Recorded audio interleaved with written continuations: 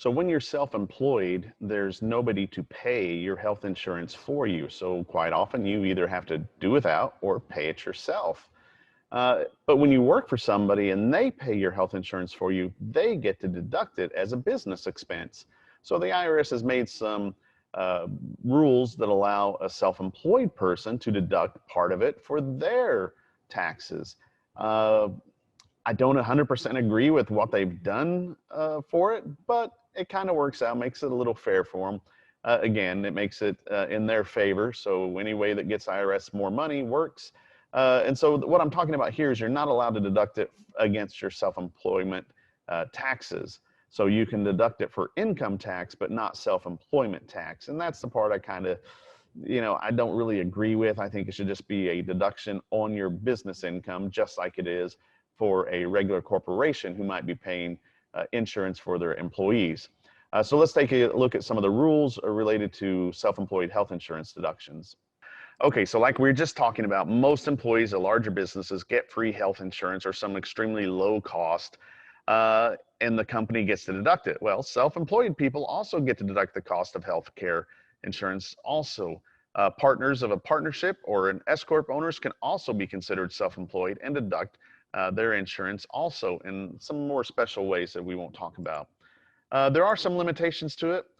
Some of the limitations with this is you cannot take a self-employed health insurance deduction if you were eligible to be in a subsidized health insurance plan. Like if your spouse works and offers insurance for the family, you're eligible. It doesn't matter if you're in it or not, you're eligible to, and therefore you're not entitled to a self-employment health insurance. And again, this is another issue that I don't really agree with. I think as long as you're paying health insurance for yourself or family, then you ought to be able to use it as a deduction.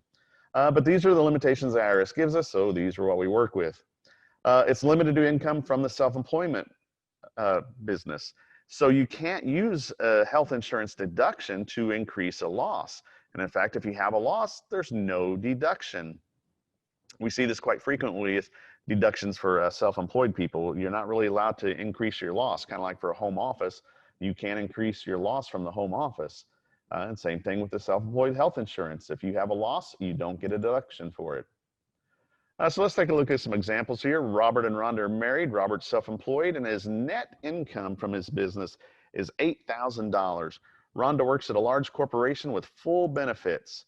So example one, Rhonda pays for family health insurance through her pre-tax deductions from her job. Now right away, this word here should clue you in that this is a much better thing right here.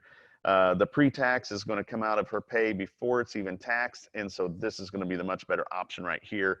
And if this is my example for my client, and one of them could get pre-tax deductions that would cover them, I would definitely say go for it. Don't worry about the self-employed health insurance.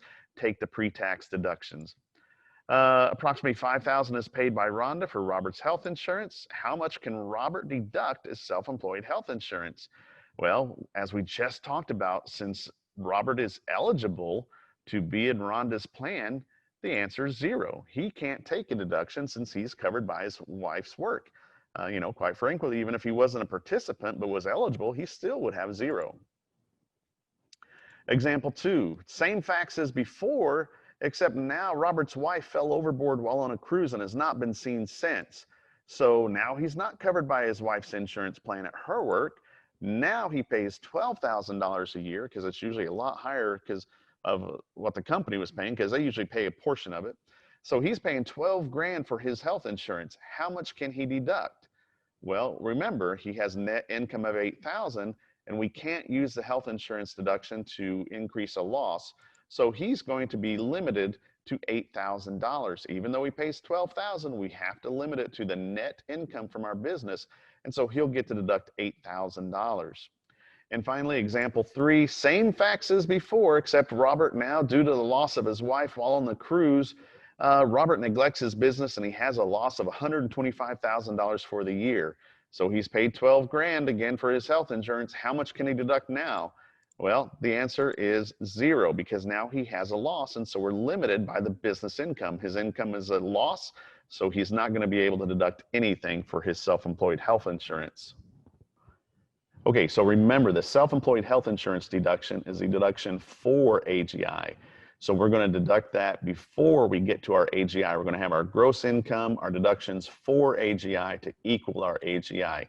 And so the self-employed health insurance is a deduction for AGI.